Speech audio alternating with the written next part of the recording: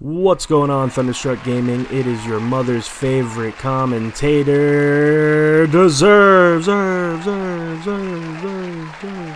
And this is my very first commentary on the channel. Thank you, Thunder, for allowing me to post this. I really appreciate the opportunity and the exposure. In the background, we're going to have a mix of games. We're going to have a little bit of Modern Warfare Hardpoint on Gunrunner. Unfortunately, I'm not going to show the entire gameplay. It does end with like 26-7 score, but they all backed out and it essentially went to time limit, as every other game in Modern Warfare does. And then the second one is some fast-paced shipment from Call of Duty Remastered. So, you know, just hold on. The boring gameplay will be over within a few minutes, then you'll have a real cool one that I go pretty ham in. So, what are we going to talk about today? I really don't know. I don't write commentaries out, and I have no idea what this is actually going to be on, so I think it's more of just going to be a rant. And this rant, I have decided on the goddamn spot that this rant is all about New Year's resolutions for Call of Duty itself. Okay, what would my New Year's resolution be if I worked at Infinity Ward? It would actually be a few of them, but the first one, and I think the only one that matters, is we've got to listen to the community. Alright, I have no idea where they're coming up with their stats. They say like 90 or 91% of the player base is happy with the game. They can't be. There's no way that they are. They're putting out surveys left and right on, oh, please come back, oh, we miss you, woo, woo, woo. They're trying to appease Battle Royale players, right? They're trying to get a piece of that business.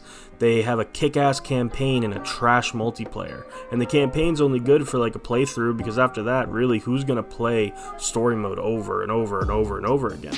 So if I was at Infinity Ward, my New Year's resolution list would be listen to the community. We play the game. I know the developers likely don't, which is why the game is in the state that it's in.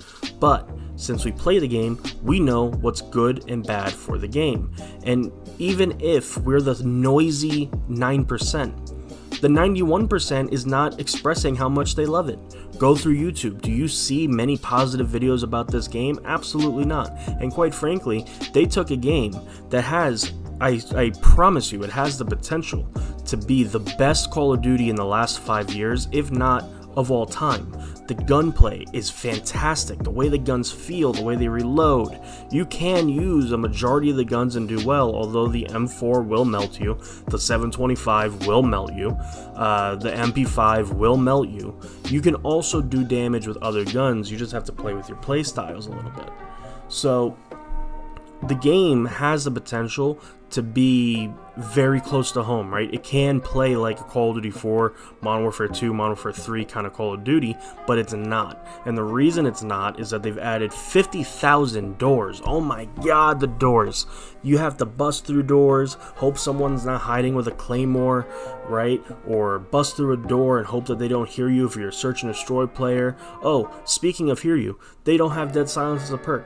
Dead Silence has been a perk since Call of Duty 4 at least. I didn't play 3 and back, so I don't know if they even had a perk system, but Call of Duty 4 introduced Dead Silence, and that's been a thing, right? The only Call of Duty that didn't have Dead Silence just as a base perk was Modern Warfare 2 until you got Ninja Pro, and then you had, you know, your Dead Silence. So I really don't get why Infinity Ward looks at their game this year or 3 years ago, whenever they started the development on this thing, and they said, you know what we're going to do?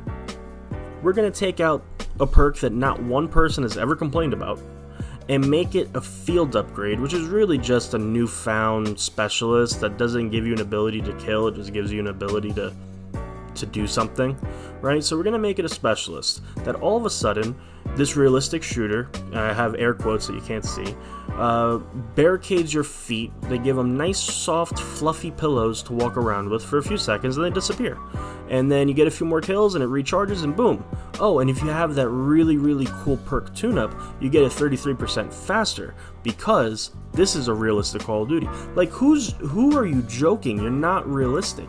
And if you're not going to have Dead Silence as a perk, just make footsteps quiet for everyone. We don't need to hear. I don't need to hear that you're coming behind me just by your feet. Trust me, there's a door you're going to have to open. There's reloading of your gun that I can hear. There's aiming of your gun that I can hear. Make small adjustments like that. I don't understand why they wanted to go in and take out a perk that no one had a problem with, right? I'd understand if they took out a perk like Ghost, right? Everyone usually complains about Ghost. Fine, take it out. We don't need it. But to take out perks that no one complained about to begin with makes no sense. On top of it, the maps. We all know maps are actual trash, but I really want to go into why did they drop Crash Vacant Shipment, right? And they promoted them as a fan favorite map, which is great. They understand their player base is not very happy with the game, so they release fan favorite maps from older titles, which they've done every year. I mean, I think every developer has done that. They take maps that people really liked from previous titles and throw them in as a DLC, or if it's Black Ops 4, they just throw them in because Black Ops 4 did it right. It's not like they did a whole lot right, but they did that right, and the game wasn't boring, at least.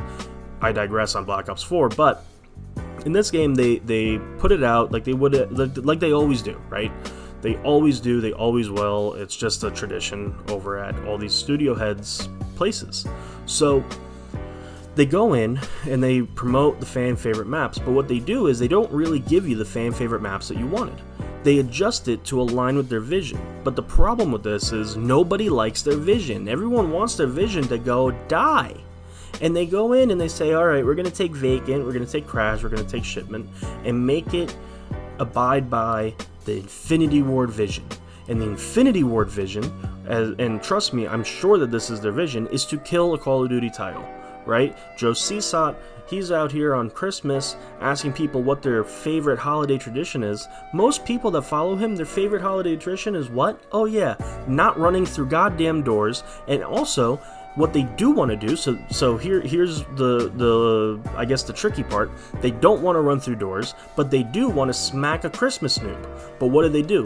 They make you run through a door into not a Christmas noob because it's skill-based matchmaking. Okay? So that is the Infinity Ward vision. Let's kill Call of Duty. And you know what? They're doing a really great job. I mean, there are many people that have said this. I did not even have a honeymoon phase with this game.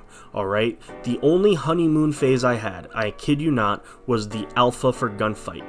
That was great. And you know what? Even now, Gunfight's a good game mode. It just gets stale.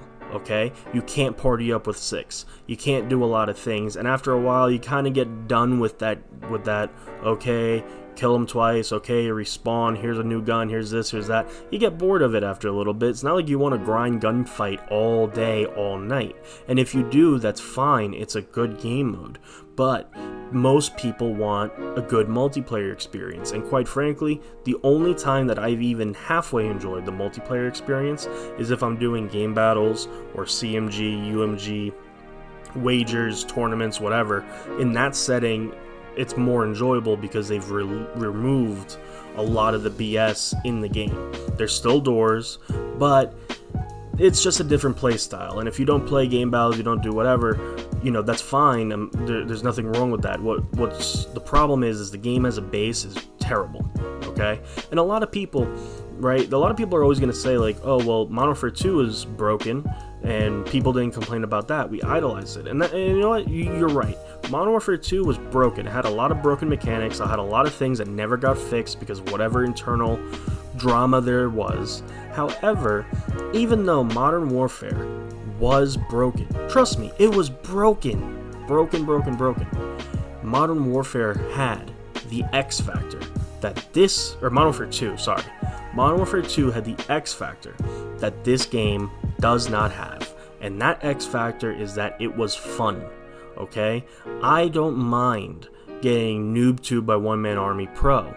I really don't. I mean, it's frustrating, of course, but the game was still fun. And you have to realize, too, the amount of people in the Call of Duty community that exploit things like One Man Army Pro is actually a minority in comparison to the whole, right? The whole, they don't want to get kills with One Man Army noob tubes or an exploit or whatever, because as a whole, they're not always bad, you know? I mean, an average kill death is probably between 1.2 and 1.5, right? That would be like your average range. People with those stats typically aren't trying to do One Man Army noob tubes. They're trying to actually get better at the game. They're trying to improve. And they only will improve if they're getting stomped out. But if you're getting stomped out because of skill-based matchmaking, doors, and other, you know, real-time nerfs on your character or whatever, you're not really gonna ever get good. And that's why Modern Warfare, the Call of Duty 2019, is the worst Call of Duty of all time. Okay, it used to be Advanced Warfare. Advanced Warfare was my most hated Call of Duty. I had the least amount of fun. This one has trumped it, you know. And I'm not one to like look at stats and say, well, I'm good and I should have this, that, and the third. However, this Call of Duty, this year, I have my worst stats. Okay, traditionally speaking, I have a 2.0, right? 2.0, give or take 0.1. On this Call of Duty, I have a 1.24, and on Advanced Warfare, the second worst Call of Duty that I've ever played, I had a 1.25. Every other one, it's 1.9 to 2.10. That's really like the broad range, depending. So what does that tell you about Call of Duty this year? Am I all of a sudden that much worse at Call of Duty, the game that's been out for that I've been playing for over 12 years? Or is this year's Call of Duty not really a Call of Duty? I don't know how it went from New Year's resolution to just bagging on the game, but Infinity Ward, please make your resolution to just listen to me. I'll make more commentaries, don't worry. Listen to me, listen to Blame Truth, listen to Thunder, listen to anyone really on Thunderstruck Gaming. You gotta improve your game, because if you don't, I guarantee you next year's Call of Duty sales are gonna be so low that you all are going to be fired retroactively for what you've done to the community. Anyway, big thank you once again to Thunderstruck Gaming. If you liked the video, like the video, subscribe to Thunderstruck Gaming, subscribe to 402 Thunder, subscribe to me. Again, appreciate the opportunity. It's been real. Peace.